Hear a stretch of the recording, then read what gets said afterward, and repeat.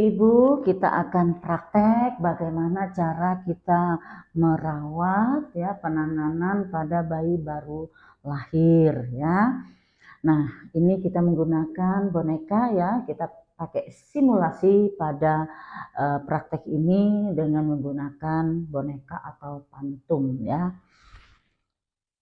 Nah, kita gunakan selimut ya, kain yang agak tipis ya, ini kain flanel ya, terbuat dari katun ya. Ini yang baik karena ini juga terasa dingin ya, terasa dingin. Ketika ibu mau melahirkan ya, biasanya bunda meminta pakaian-pakaian bayi ya, yang untuk dipersiapkan oleh ibu. Nah, jadi kita siapkan seperti ini. Segitiga ya, segitiga kecil kita letakkan di tempat tidur bayi ya, tempat tidur bayi. Bisa dilihat teman semua ya, ibu sendiri maaf ya karena ini tidak jam praktek, tidak jam kerja, jadi ibu melakukannya sendiri. Baik, nah jadi kita siapkan keperluan bayi, baju bayi juga ya, baju bayi jadi kita letakkan di dalam selimut bayi ya. Nah ibu mempersiapkan baju-baju bayi ini ya. Kadang ketika ibu kedatangan klien yang mau melahirkan, bisa tidak mempunyai persiapan baju bayi, belum sempat beli atau tidak sempat mempersiapkannya. Nah, jadi langsung ibu kasih ya. Jadi baju-baju ini langsung ibu kasih ke bayi ya, ke bayi yang baru lahir ya. Ibu sumbangkan ya. Nah, lalu popok. Nah, ini namanya yang ada tali ini popok ya. Kalau bahasa kami ini telamping ya, telamping namanya. Jadi ini popok. Jadi kita letakkan seperti ini ya. Nah, coba kita lihat dulu. Oke. Nah, ini popok. Kalau dulu ya, ibu-ibu, ya, biar jelas.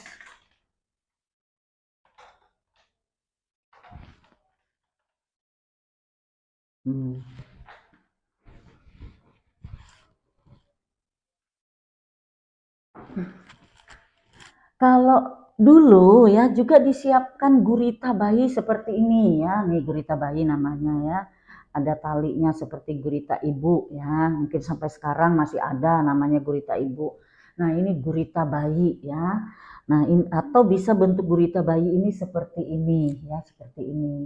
Nah sekarang update-nya kita sudah tidak menggunakan lagi gurita bayi ya. Jadi hanya baju dan popok ya. Jadi bunda tidak menggunakan lagi ini ya. Ini memang rekomendasi dari dokter spesialis anak, dokter dari IDAI itu memang sudah tidak dibenarkan lagi. Kalau kita masih menggunakan ini, artinya kita tidak memberi penanganan yang benar, yang tepat terhadap bayi kita. Karena dengan kita memberikan gurita ya, alasannya mengapa kita tidak memberikan gurita, ketika bayi menyusu ibu, kenyang kan, perutnya agak besar, maka sering yang terlihat itu bekas ya, bekas tali gurita ini di perut itu terlihat ya, kencang. Nah, sehingga itu bisa menyebabkan bayi muntah karena dia kenyang ya, perutnya membesar, kita babat, kita beri gurita sehingga bisa menimbulkan muntah pada bayi. Maka tidak heran bayi kita bisa sering gumuh ya, muntah. Dan juga membuat ketidaknyamanan, menjadi susah bernapas. Bayi kita menjadi susah bernapas, mengganggu dia bernapas ya. Nah, sehingga sering gelisah ya, bisa menyebabkan bayi kita sering gelisah. Nah, jadi cukup seperti ini ya. Nah, kemudian kita siapkan sarung tangan dan sarung kaki ya, sarung tangan, sarung kaki.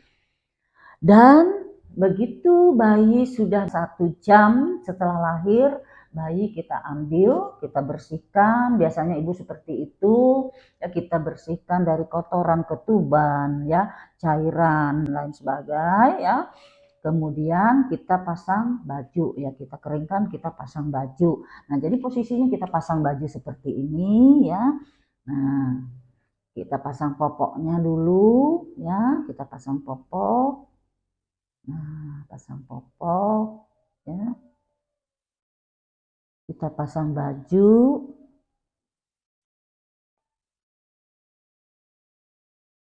Nah, mudah-mudahan bisa dilihat ya ibu-ibu ya, tidak bisa kita dekatkan ya karena kita sendiri.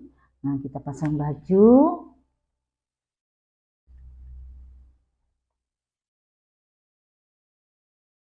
Kita kancing.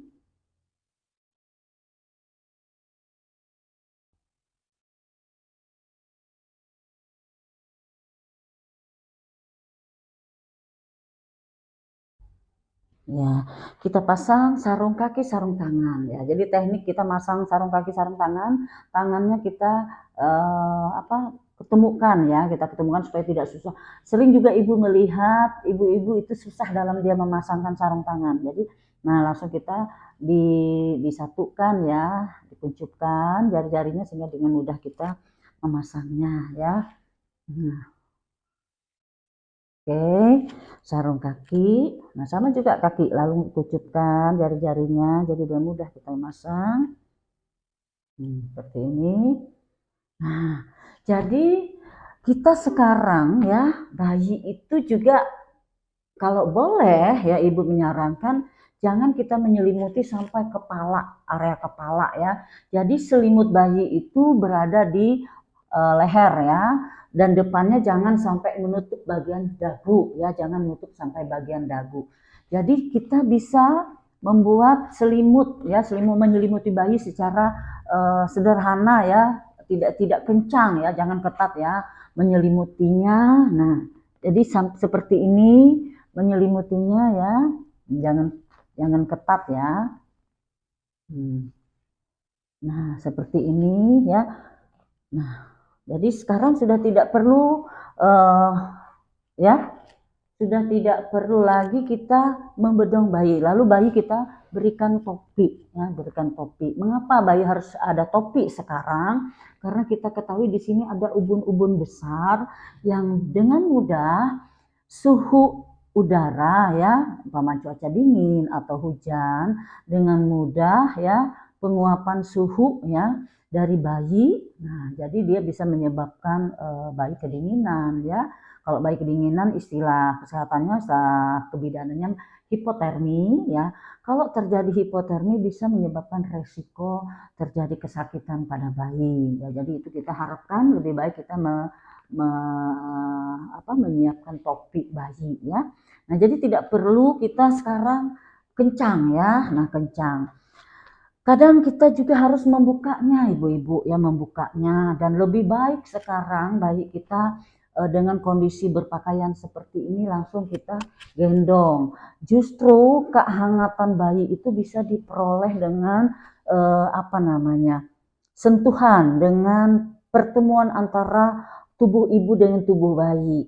Nah, makanya ketika bayi baru lahir segera diletakkan di dada ibu ya, skin to skin, artinya karena suhu tubuh ibu itu langsung menempel ke bayi ya, ke bayi, terutama bayi baru lahir kan dia akan beradaptasi dengan lingkungan luar, karena kita ketahui bayi janin dalam kandungan itu hangat ya, air ketuban itu hangat di dalam, jadi dia terbiasa dengan rasa hangat di dalam kandungan ya.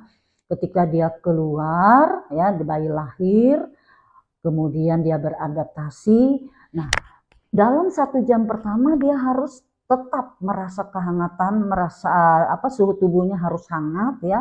Bagaimana caranya? Maka kita IMD, inisiasi menyusui dini ya.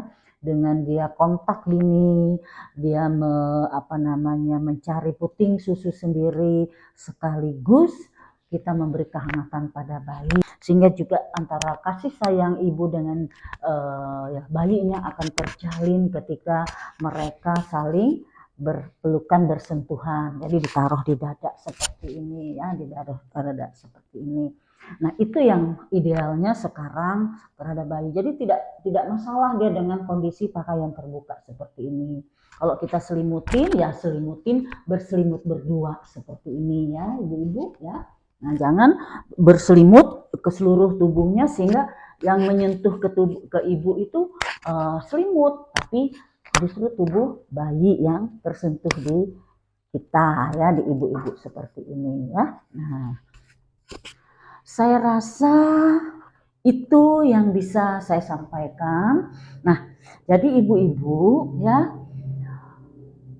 bedong ya, jadi bedong kalau boleh ibu sarankan sekarang bisa kita lakukan tapi tidak ketat yang sifatnya hanya menyelimuti pada bayi baru lahir. Ketika dia sudah berumur beberapa hari, alangkah baiknya tidak perlu lagi dibedong ya. Apalagi kalau bayi sudah mencapai umur beberapa bulan, umpamanya 3 bulan, 4 bulan dia sudah mulai kurap, maka kalau kita bedong akan bermasalah, akan mengganggu pergerakannya, justru berbahaya ya, menimbulkan berbahaya, bisa menutup jalan napas dan lain sebagainya. Itu yang kita hindari, terjadi sudden infant death syndrome. Nah, itu yang bisa terjadi pada bayi ya.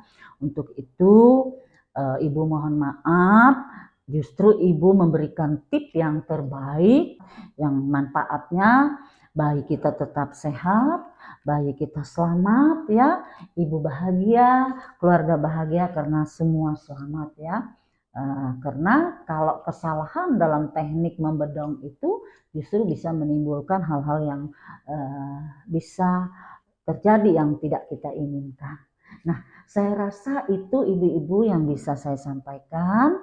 Terima kasih atas perhatiannya. Semoga ini bermanfaat bagi ibu-ibu, bagi adik semua, seluruh Indonesia, dan bahkan dunia. Terima kasih, salam sehat.